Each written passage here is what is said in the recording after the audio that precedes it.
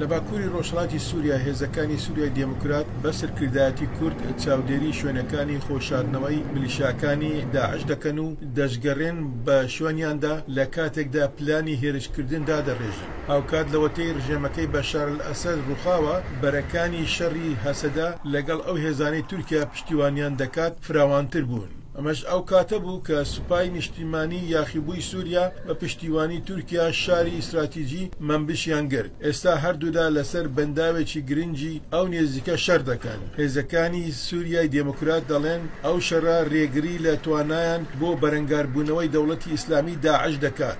لە ناوچە جەنگیەکاندا چەکدەرانی هەسەدە تەنها ناسناو بەکاردەهێنن بە هۆکاری ئاسایشی.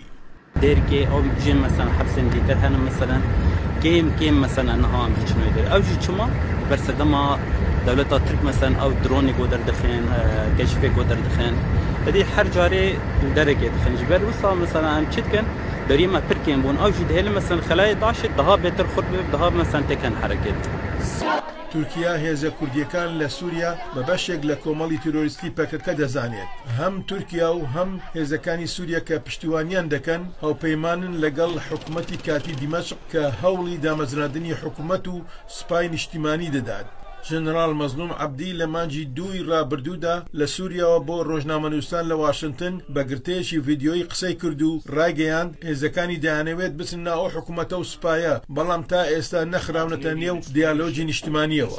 بالطبع متخاذن كي جزيرة ديمقراطية كيف مكونات كيف متخاذن نائب من أو كبيجن يعني طلبة كيكو معارض نبي وجه عملية سياسية سورية شبه أو ما أساسي كموبن يعني كم أم بشكل عملية سياسي بشكل شامل بشكل إداري سلاسة تبعي سوري يعني كارخو دەشڵێت هێزەکانی سوورای دموکرات ناتوانن وە خۆیان بمێننەوە بەڵام ناڵێت ئایا ئامادەن دەستبەرداری ناوچەکانیان بن یا چەکەکانیان دابنێن. ئەمریکا کە پاڵپشتی لە شەڕی هێزەکانی هەسەدە دژ بە داعش کردووە لە چەند مانجی ڕابردوودا ئاماژەی بە ئەگەری کشانەوەی هێزەکانی لە سووریا کردووە بەڵام ژنرال عەبدی دەڵێت هێزەکانی ئەمریکا هێشتاش بەشێکی گرنگن لە کۆنتڕۆلکردنی داعش و دانوستان لەگەڵ تورکیا. لە کاتێکدا شانەکانی داعش لە ناوچەکە خۆیان شارداوە جیراوەکانی داعش لە سەرانسەری جیهان لە زیندان و لە کامپەکانی باکووری ڕۆژهەڵاتی سووریا ڕاگیراون کە تا ئێستا خەڵکێکی زۆر ئایدیۆلۆژی ڕادیکاڵیان ماوە.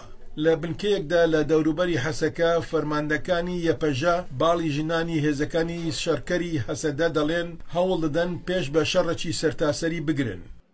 یانێ تو بخوازێ نەخوازێ تو بێژێ وەکە تەفگەرگی چەکداری هنا هي او هنا ذاتا ما داخلني ويداكو بقشتيات تنكرني لهنا جي او ذهنيتك داعش ده هندك جهان ده برزده ويتبجن ده كرد اواكريا هنا عند جي بريا قاچ دوای دارمانی حکوومەتی سووریا لە مانجی 12 سوپای ئەمریکا پەلاماری 75 ئامانجی داعشی لە سووریا داوە بۆ ئەوەی ئەو گروپە نەتوانێت بۆشایی دەسەڵات بقۆزێتەوە و هەوپەیمانی ئەگەریەکانی داعش بترسێنێت. بەڵام شروڤەکاران دەڵێن لە ماوەی 1 ساڵی ڕابردوودا هێرشەکانی داعش لە سووریا نێزیکەی 3 هەندە زیادی کردووە.